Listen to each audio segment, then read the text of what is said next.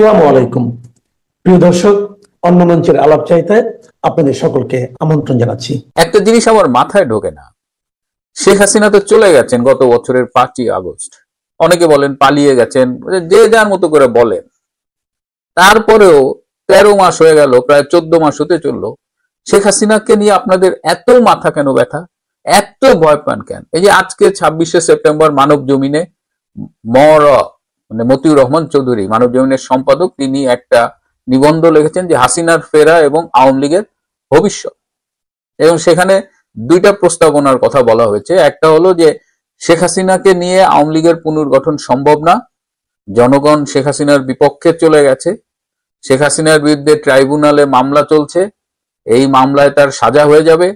আচ্ছা, শেখ হাসিনাকে ছাড়া যদি আওয়ামী লীগের পুনর্গঠন সম্ভব না হয়, আওয়ামী লীগ কিভাবে পুনর্গঠিত হবে? এই সিদ্ধান্তটা কি মানব জমিনের মতিউর রহমান নেবে, নাকি ইনুস নেবে, নাকি ডাস্টবিন শফিক নেবে? এই সিদ্ধান্তটা কে নেবে?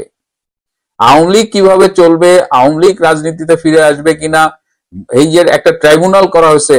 যদি বিবেকবান সম্পাদক হতেন, সাংবাদিক হইতেন, মতিউর রহমান চৌধুরীকে তো আমি চিনি, সে 80-র দশক থেকে চিনি। তখন আমি ইত্তেফাকে যাইতাম, আমি মেডিকেলের ছাত্র ছিলাম। আমাকে খুব স্নেহ করতেন জাহিদুজ্জামান ফারুক, অর্থনীতির পাতা দেখতেন, অর্থনীতির রিপোর্টার, খুব সম্মানিত একজন রিপোর্টার ছিল। এবং তখন ইত্তেফাকে এক ঝাঁক রিপোর্টার ছিল, জাহিদুজ্জামান ফারুক ভাই ছিল, গোলাম সারোয়ার ভাই ছিলেন, নাজিমউদ্দিন মুস্তান নামে একজন ছিলেন, এই মতিউর রহমান চৌধুরীও ছিলেন। এরা তো সব তখন স্টার সাংবাদিক। তো মতিউর রহমান চৌধুরী, আজকে আপনি আওয়ামী লীগের কি হবে, শেখ হাসিনার কি হবে, এটা নিয়ে আপনার ঘুম হারাম হয়ে গেছে। আপনি কি একবারও প্রশ্ন তুলেছেন যে এই যে আইসিটিতে বিচার হচ্ছে, আইসিটিতে আইনগতভাবে অবৈধ, এখানে 71 সালের যুদ্ধের বাইরে কোনো বিচার করার সুযোগ নাই? এত বড় জাতির বিবেক হয়ে গেছেন, আজকে দেশে যখন মব হচ্ছে, আজকে দেশে যখন জঙ্গিবাদের উত্থান হচ্ছে, আজকে যখন বিচারহীনতায় সারা জাতি ভুগছে, আজকে আদালতে কোনো বিচার হচ্ছে না, বিচারপতিরা স্বাধীন রায় দিতে পারতেছে না, আজকে আসামি হাজির হলে সেখানে মব করা হচ্ছে, ডিম মারা হচ্ছে, আপনার বিবেক কি তখন কামড়ায়? কোথায় থাকে তখন আপনার বিবেক? আজকে আপনি আওয়ামী লীগের শেখ হাসিনার নেতৃত্ব নিয়ে মাথা ঘামাচ্ছেন। আওয়ামী লীগ মুসলিম লীগ হয়ে যাবে কিনা এই দুশ্চিন্তায় আপনার ঘুম হয় না। আওয়ামী লীগ মুসলিম লীগ হলে হবে?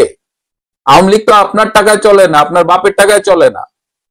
আওয়ামী লীগ বাংলাদেশের জনগণ সিদ্ধান্ত নেবে যে আওয়ামী লীগ থাকবে কি থাকবে না। তিনি আবার দ্বিতীয় প্রস্তাবটা কি দিচ্ছে, শেখ হাসিনাকে সরায় 75 সালে পরে আওয়ামী লীগ যখন পুনর্গঠিত হয়, তখন জোহরা তাজউদ্দিনের নেতৃত্ব ছিল। এবার তিনি আমাদের নসিহত করতেছেন যে শেখ হাসিনা পরিবর্তে এরকম জোহরা তাজউদ্দিনের মতো কাউকে এনে আওয়ামী লীগকে আমরা পুনর্গঠন করি, তারপরে 3-4 বছর পরে দেখা যাবে এর আগে যেমন 81 সালে শেখ হাসিনা ফিরেছিলেন, এরকম শেখ হাসিনা আরো 4-5 বছর পরে ফিরবে কিনা, এরকম একটা কিছু উনি বলার চেষ্টা করেছেন, সরাসরি বলেন নাই। তাহলে আওয়ামী লীগ কাকে নেতা বানাবে? আওয়ামী লীগ পুনর্গঠিত হবে, আওয়ামী লীগ কি ধ্বংস হয়ে যাবে? বাংলার জনগণ, এটা তো বাংলাদেশের জনগণ সিদ্ধান্তটা নেবে। বাংলাদেশের জনগণ যদি চায় যে আওয়ামী লীগ থাকবে না, ইটস ফেয়ার এনাফ।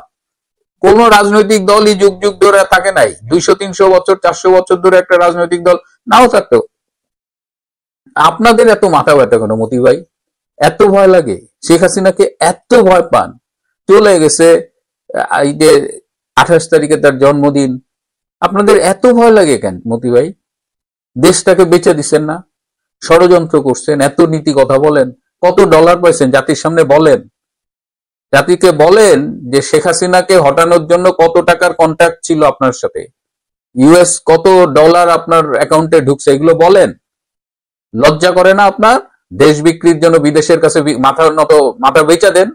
আপনি আসছেন শেখ হাসিনার নেতৃত্ব নিয়ে চিন্তা করতে, যে দেশে 4.5 কোটি সমর্থক অনুসারী নেতা কর্মী থাকে, আপনি সেই দলটার ভবিষ্যৎ নিয়ে চিন্তা করতেছেন। পালানোর কোনো জায়গা থাকবে আপনার? অনেক আপনি শেখ হাসিনা প্রধানমন্ত্রী ছিল বলেই আপনারা এইসব সাংবাদিকতা করে এত জায়গায় আসছেন। ইউনূসের সমালোচনা করে দেখেন তো, মতিউর রহমান চৌধুরী কয়দিন সম্পাদক থাকে আর কয়দিন মানব জমিনে কি ছাড়তে পারেন? নিজেই তো বলছেন সাংবাদিকরা কথা বলতে পারে না। আমি মতিউর রহমান চৌধুরীদের কাছে এইগুলো আশা করিনি, কারণ আমরা তো দেখেছি দে আর স্টার্স, তাদের প্রতি তো আমাদের একটা সম্মান ছিলই। কিন্তু এরা নিজেদের কর্মকাণ্ডে এবং টাকার কাছে যেভাবে বিক্রি করেছে নিজেকে, তাদের তো আর কোনো সম্মান করার কিছু নেই। এখন শুধু অপেক্ষায় থাকবে বাংলাদেশের জনগণ যে হাওয়া বদলাইলে এইসব মতিউর রহমান চৌধুরীদের কি পরিণতি হয়।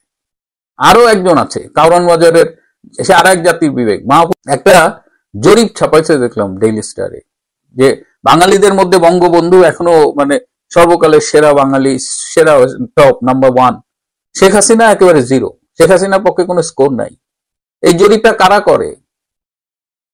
55 লাখ হইলো আওয়ামী লীগ, যুবলীগ, ছাত্রলীগ, স্বেচ্ছাসেবক লীগ, এই সব মিলায়ে আওয়ামী লীগের যত অঙ্গ সংগঠন, ভ্রাতৃপ্রতিম সংগঠন আছে একেবারে উপর ইউনিয়ন পর্যায় পর্যন্ত, এই সব মিলায়ে এখানে পদের সংখ্যা হলো 55 লাখ।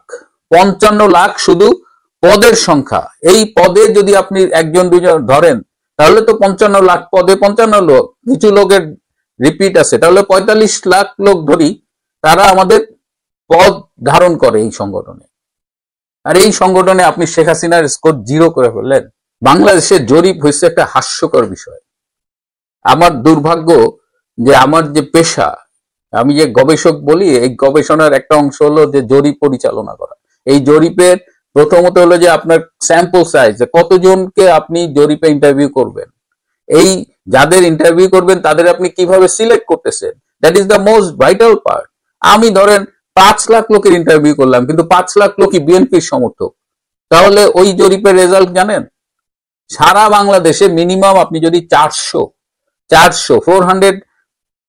লোক সিলেক্ট করতে পারেন একদম র্যান্ডামলি, পিওরলি র্যান্ডামলি, মানে এখানে কোনো পক্ষ, ওই 400 লোকই কিন্তু আপনার বাংলাদেশের একটা ধারণা আপনি পাবেন।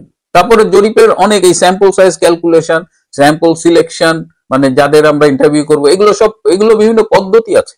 এই পদ্ধতিগুলো বলা হয় না এই পদ্ধতিগুলো রিপ্রেজেন্টেটিভ কিনা, এই সিলেকশন র্যান্ডাম কিনা, বা কোনো কিছু বলা হয় না। একটা রেজাল্ট আপনারা জাতির সামনে হাজির করে দেন। কি রকমের জ্ঞান পাপী হইতে পারেন আপনারা? শেখ হাসিনার গ্রহণযোগ্যতাকে কারওয়ান বাজারে বৈশা আর কি, এগুলো তো সব এই যে জাতির বিবেক। আমাদের দুর্ভাগ্য হলো আমাদের জাতির বিবেকগুলোকে ডলারে কেনা যায়, কারো রেট একটু বেশি, কারো একটু কম। আর একজন আছে সেন্টার ফর গভর্নেন্স স্টাডিজ, তৃতীয় মাত্রা নামের একটা টক শোর এই জিল্লুর রহমান, দিনের পর দিন 5 স্টার হোটেলে আপনি শেখ হাসিনার বিরুদ্ধে সেমিনার করেছেন, সরকারের বিরুদ্ধে। টাকাগুলো কাকে দিয়েছে আপনাকে? মার্কিন ডলার। আপনি সেই হিসাব প্রকাশ করেছেন জাতির সামনে, কত মার্কিন ডলারে বিক্রি হয়েছিলেন। স্টার্লিং বাংলাদেশে আসবে এই ব্যাপারে আপনি যোগাযোগ করে ডক্টর ইউনূসকে হেল্প করেছিলেন। যে স্টার্লিং সাথে ইউনূসের যোগাযোগ হয়েছে, ডক্টর ইউনূস আপনাকে ভুলে গেছে। ডক্টর ইউনূস এইটাই, ডক্টর ইউনূস কাউকে মনে রাখে না, নিজের স্বার্থের বাইরে এক ফোঁটাও বোঝে না। স্টার্লিং ডক্টর ইউনূস নিজের মতো করে গ্রামীণ ফোন টোন দিয়ে করছে, জিল্লুর রহমানকে নেয় নাই, এই জিল্লুর রহমানের ক্ষোভ। তার মানে ভাগাভাগিতে বনে নাই বলে সে এখন মাঝে মধ্যে দেখবেন যে ইউনূসের এগেইনস্টে কথা বলে, কিন্তু তাকে জিজ্ঞেস করবেন যে আমেরিকার কাছে কত টাকায় নিজেকে বিক্রি করেছিল। এই যে এইসব জ্ঞান পাপী, এইসব তথাকথিত সুশীল দেশটাকে ধ্বংস করেছে, কিন্তু নিজের ব্যাংক অ্যাকাউন্টটাকে ভারী করেছে। আমরাও বিদেশে থাকি, আমরা তো দেশের প্রশ্নে কখনোই কোনো আপোষ করিনি। দেশের কাছে এত ঋণ, দেশে পড়াশোনা করেছি, সরকারি টাকায় পড়াশোনা করেছি, স্কলারশিপ পেয়েছি, ঢাকা মেডিকেল কলেজে পড়েছি, সবই তো বাংলাদেশের কাছে আমাদের ঋণ। এই ঋণ তো কোনোদিন শোধ হবে না। তারপরেও চেষ্টা করেছি, যদি সামান্য কোনো সুযোগ থাকে আমার এক্সপার্টিজের জায়গা থেকে আমি সেটা নির্দ্বিধায় দেশের জন্য করেছি, এবং কোনোদিন তার বিনিময়ে দেশের কাছ থেকে কিছু নেইনি। কারণ অলরেডি এত ঋণ, আবার কি ঋণ বাড়াবো? বলছি ভাই, শেখ হাসিনাকে একটু ছাড়েন, আওয়ামী লীগকে একটু ছাড়েন। আপনারা দেশ চালাচ্ছেন, দেশটাকে ধ্বংস করতেছেন। তারপরেও জরিপ করে বলেন 72% আপনাদের সাথে, 80% আপনাদের সাথে। সেই জরিপের এতই জোশ, মানে রোশনায় যে তার পাশে আবার ডাস্টবিন শফিককে বসায় রাখতে হয়। তো সারা পৃথিবীতে মানুষজন তো এই মেথড বিষয়গুলো জানে, গবেষণা পদ্ধতি নিয়ে তো কাজ করা হয়। যা ইচ্ছা আপনারা বলতে পারেন, কিন্তু জনগণের লিজ নিয়েন না। জনগণ সময় মতো তাদের কাজটা করবে। আপনারা পালাবার পথ পাবেন কিনা সেটা আপনারা ভাবতে পারেন। আমি জানি আপনারা রাতে ঘুমাইতে পারেন না। রাতে যদি ঘুমাইতে পারতেন, যদি নির্ভয়ে চলাফেরা করতে পারতেন, তাহলে শেখ হাসিনাকে নিয়ে পড়ে থাকতেন না। এখন তফসি জপে লাভ নাই, যুদ্ধ শুরু হয়ে গেছে। সেই যুদ্ধে আপনাদের পক্ষ নির্ধারিত, দেশ বিক্রি করেছেন, বিদেশি প্রভুর পদলেহন করেছেন, তাদের দালালি করেছেন। এর পরিণতি কি হবে, ভালো না মন্দ, সময় সেটা বলে দেবে।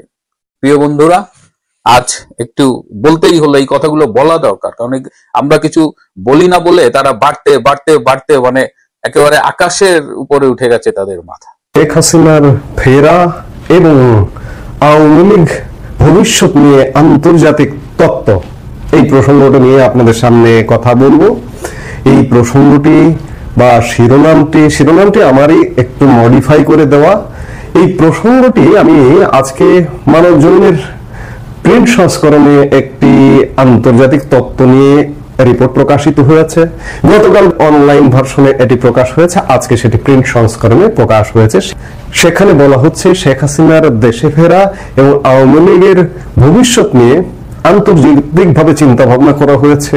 শেখ হাসিনাকে প্রেসক্রিপশন দেওয়া হয়েছে যে এটি না ওটি, এইভাবে একটা রিপোর্ট প্রকাশ করা হয়েছে। আমরা রিপোর্টটা একটু দেখব, তারপরে আরো কথা বলবো। কোন প্রস্তাবে সায় দিচ্ছেন না ভারতে অবস্থানরত বাংলাদেশের ক্ষমতাচ্যুত প্রধানমন্ত্রী শেখ হাসিনা। তার সামনে দুটো প্রস্তাব। এক প্রস্তাবে বলা হয়েছে আপনাকে নিয়ে পুনরায় আওয়ামী লীগকে সংগঠিত করা সম্ভব নয়, কারণ বাংলাদেশের মানুষ আপনার বিপক্ষে চলে গেছে। যেমনটা হয়েছে ভারতের বেলায়, গণহত্যা চালানোর দায় আপনি অস্বীকার করতে পারবেন না। আপনার বিরুদ্ধে ট্রাইব্যুনালে মামলা চলছে, যা অতি দ্রুততম সময়ের মধ্যে ফয়সালা হয়ে যাবে। যে মামলায় আপনাকে প্রধান আসামি করা হয়েছে, দালিলিক প্রমাণ সহ একাধিক অভিযোগে আপনি দণ্ডপ্রাপ্ত হতে পারেন। এই অবস্থায় আপনার দেশে ফেরা খুব কঠিন। মিরাকল কিছু না ঘটলে অবস্থার কোনো পরিবর্তন হবে না। তাই দ্বিতীয় প্রস্তাবটি বিবেচনা করে দেখতে পারেন। দ্বিতীয় প্রস্তাবটি হচ্ছে অন্য কাউকে দায়িত্ব দিতে পারেন, তাতে করে আওয়ামী লীগের ঘুরে দাঁড়ানো সহজ হবে। যেমনটা হয়েছিল 1975 সালে বাকশাল গঠন করে আওয়ামী লীগের অস্তিত্ব বিলুপ্ত করা হয়েছিল।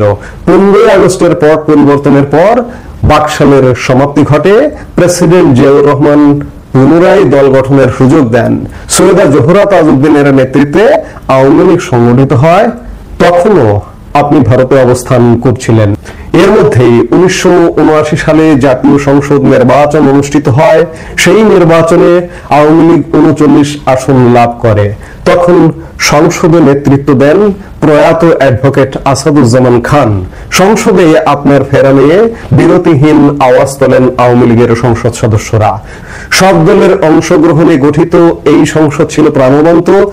আপনাকে ফেরানোর ব্যাপারেও জনমত তৈরি হয়। 1981 সালের 17 নিয়ে আপনি দেশে ফিরে আসেন জিয়াউর রহমানের সবুজ সংকেত পেয়ে। এরপর আপনি ক্ষমতায় গেছেন নানা প্রক্রিয়ার মধ্য দিয়ে। বর্তমান পরিস্থিতি পাল্টে গেছে। এখন তরুণদের হাতে নেতৃত্ব। বড় রাজনৈতিক দলগুলো চাইলেও আপনার ফেরানোর ব্যাপারে সায় দিতে পারবে না। দুটো পশ্চিমা শক্তি অতি সম্প্রতি এই প্রস্তাব দিয়ে হাসিনা সংশ্লিষ্টদের সঙ্গে কথা বলেছে। এমনকি ভারতের অনেকেই মনে করছেন এটাই এই মুহূর্তের বাস্তবতা। ভারতের রাজনৈতিক নেতাদের মধ্যেও এ নিয়ে রয়েছে প্রচন্ড মতবিরোধ। কেউ কেউ বলছেন হাসিনাকে রাখতে গিয়ে গোটা বাংলাদেশকে আমরা হারিয়েছি। এর মধ্যে আন্তর্জাতিক পরিমণ্ডলে অনেক ঘটনায় ঘটে গেছে। বৃহৎ শক্তি নেই আমাদের সঙ্গে। ভূ রাজনৈতিক কারণটাও বিবেচনায় রেখে বাংলাদেশের সঙ্গে সম্পর্ক গড়ার মত দিচ্ছেন অনেকে। উল্লেখ্য যে প্রায় 50,000 নেতাকর্মী ভারত সহ পৃথিবীর বিভিন্ন দেশে অবস্থান করছেন। এর মধ্যে বেশিরভাগই রয়েছেন ভারতে। শেষ খবর, হাসিনা এই প্রস্তাবে সম্মত নন। তিনি নিজেকে এখনো প্রধানমন্ত্রী ভাবেন, লড়াই করে পুনরায় ক্ষমতায় আসতে পারবেন এ পরামর্শ দিচ্ছেন কেউ কেউ। যদিও বিদেশে অবস্থানরত আওয়ামী লীগের বেশিরভাগ নেতাকর্মী নতুন করে দলকে সংগঠিত করার পক্ষে মত দিচ্ছেন। নাম প্রকাশ না করার শর্তে আমেরিকায় অবস্থানরত একজন আওয়ামী লীগ নেতা বলেন, বাস্তবতা না মানলে দলের দশা হবে মুসলিম লীগের মতো। মুসলিম লীগ নামে কোন দল ছিল এটা এখন অনেকেই জানে না। পাকিস্তান গড়তে এই দলটির ভূমিকা ছিল। 1971 সালে বাংলাদেশের বিরোধিতা করতে গিয়ে একদম বিলীন হয়ে গেছে। বাংলাদেশ প্রতিষ্ঠায় মুখ্য ভূমিকা রেখেছেন আওয়ামী লীগ। বঙ্গবন্ধু শেখ মুজিবুর রহমান ছিলেন এর নেতৃত্বে। একাধিক কূটনৈতিক সূত্র জানিয়েছে অন্তর্ভুক্তিমূলক নির্বাচন আয়োজন করতে হলে আওয়ামী লীগের অংশগ্রহণ অনেকটাই জরুরি, কারণ তাদেরও ভোট রয়েছে।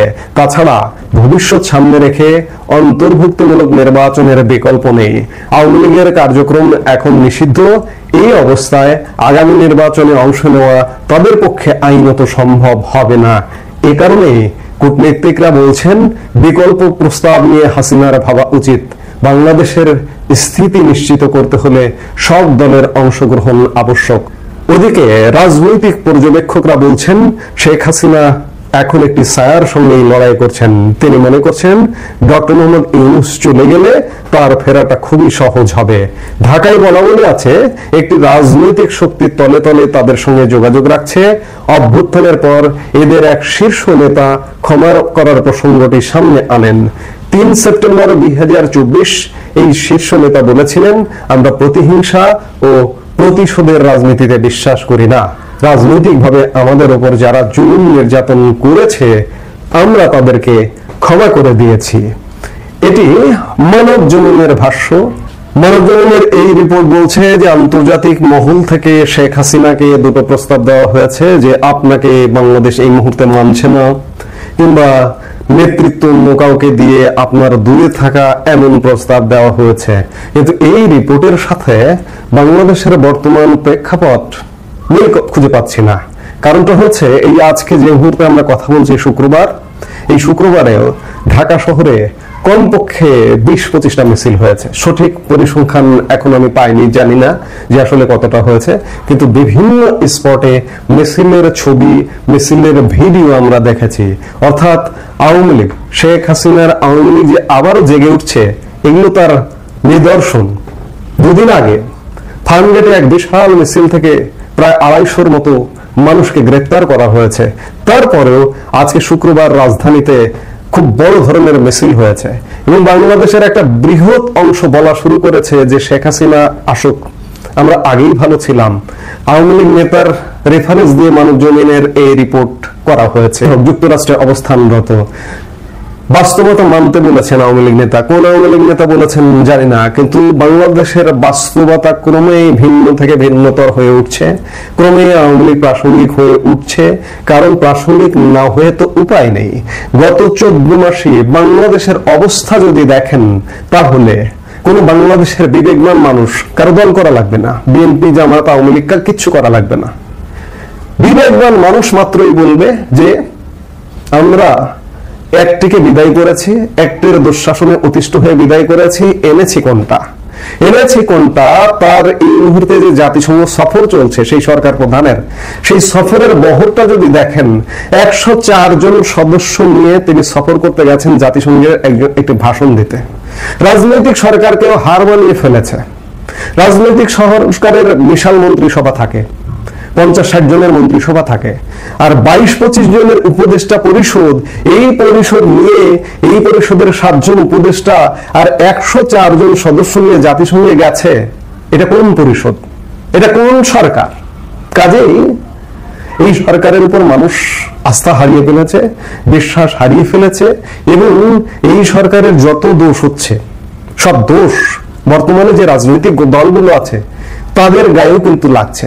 এই সরকারের সফর সঙ্গী বর্তমানে যে প্রধান 3টি রাজনৈতিক দল, একটি অনিবন্ধিত এনসিপি, কিংস পার্টি, ডক্টর ইউনূসের কিংস পার্টি সহ বিএনপি জামাতের প্রতিনিধিরাও এই সফর দলে আছে।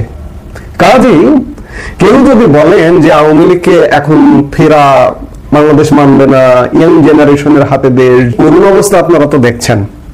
এখন এনসিপি বা সমন্বয়করা কাউকে ডাকলে আসে না, এবং জনমতের প্রতিফলনও আপনারা দেখলেন যে ডাকসু নির্বাচনে কি পরিমাণ ভরাডুবি হলো। জেনজির যে প্রতিনিধিত্ব, সেই জেনজির প্রতিনিধিত্ব এনসিপির যে ছাত্র সংগঠন, বৈষম্য বিরোধী ছাত্র আন্দোলন, কি ধরাশয়ী হলো ডাকসু নির্বাচনে। কাজে কারা বলছে যে আওয়ামী লীগ আসবে না, আওয়ামী লীগ আসতে পারবে না, কিংবা শেখ হাসিনা আসবে না, শেখ হাসিনা ছাড়া আওয়ামী লীগ এই মুহূর্তে সম্ভব না।